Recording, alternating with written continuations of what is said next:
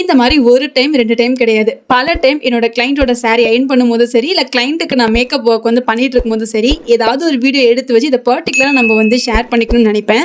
அப்போல்லாம் வந்து மறந்துடுறது. அடுத்தடுத்த கிளைண்ட் வரும்போது அகெயின் அந்த வீடியோவெல்லாம் டெலீட் பண்ண போகணும் அப்படின்னு நினைக்கும் போது இந்த வீடியோஸ்லாம் நம்ம கண்ணுக்கு படும். அந்த மாதிரி தான் இந்த வீடியோ உங்கள்கிட்ட ஷேர் பண்ணி. என்னடா இவ்வளோ நேரம் ஒரு வீடியோக்கு இன்ட்ரோடக்ஷன் கொடுத்துட்டு இருக்கேன்னு பார்க்குறீங்களா? நான் சொல்ல வர வீடியோவே இப்போ போட்டுட்டு இருக்க வீடியோ தான். இந்த வீடியோவில் சென்டர் ப்ளீட் வந்து நான் எப்படி அரேஞ்ச் பண்ணியிருக்கேன், எந்த அளவுக்கு நீட்டாக நம்ம அரேஞ்ச் பண்ணால் நம்மளோட அவுட்புட் எந்த அளவுக்கு தர முடியும் அப்படிங்கிறத பற்றி தான் உங்ககிட்ட ஷேர் பண்ணியிருந்தேன். என்னை பொறுத்த வரைக்கும் நான் எப்பயுமே மேலே குத்துற பின் வந்து நம்ம 1 இன்ச் தள்ளி தள்ளி நம்ம வந்து கொஞ்சம் நெருக்கமாக குத்திட்டு அப்படியே கீழே வர வர கொஞ்சம் வி ஷேப்பில் வந்து தள்ளி அப்படியே 1 இன்ச் தள்ளி தள்ளி தள்ளி இப்போ நான் பண்ணிட்டு இருக்க மாதிரி நீங்கள் குத்திட்டீங்க அப்படின்னா கிளைண்ட்டுக்கு அந்த saree வியர் பண்ணியிருக்க அந்த ஒரு கம்ஃபர்ட்டும் ரொம்ப நல்லா இருக்கும். அதே போல் பார்க்குறவங்களுக்கு ரொம்ப நீட்டாக கட்டியிருக்காங்க அப்படின்ற ஒரு சாட்டிஸ்ஃபையோடு இருக்கும்.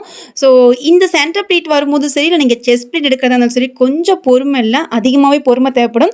ஏன்னா நம்ம ஒரு ப்ளீட்ஸ் விட்டுட்டாலும் நமக்கு வந்து பார்த்தீங்கன்னா அங்கே ரொம்ப டென்ஷன் ஆகிடும். அதனால் கரெக்டாக அரேஞ்ச் பண்ணி இந்த மாதிரி நீங்கள் அரேஞ்ச் பண்ணி எடுத்துகிட்டு போயிட்டீங்கன்னா அண்ட் ரொம்பவும் பர்ஃபெக்டாக இருக்கும். உங்களுக்கும் ரொம்பவே சாட்டிஸ்ஃபைடான ஒர்க் வந்து முடிச்ச மாதிரி இருக்கும். இந்த மாதிரி நிறைய டிப்ஸ் அண்ட் வீடியோஸ் எல்லாம் நம்மளோட பேஜில் போட்டுட்டு தான் இருக்கேன். செக் பண்ணி நினைக்கிறவங்க போய் ஐடியா ஃபாலோ பண்ணி செக் பண்ணி பாருங்கள், உங்களுக்கு யூஸ்ஃபுல்லாக இருக்கும். இன்னும் அடுத்தடுத்த வீடியோவில் பாக்ஸ் ஃபோல்டிங்கில் எப்படி பர்ஃபெக்டாக பண்ணலாம் அப்படிங்கிறதுலாம் வந்து உங்களோட ஷேர் பண்ணிக்க போகிறேன். மறக்காம ஐடியா ஃபாலோ பண்ணிட்டு மறக்காம ஒரு லைக்கை தட்டி விட்டுருங்க. நெக்ஸ்ட் ஒரு வீடியோவில் பார்க்கலாம்.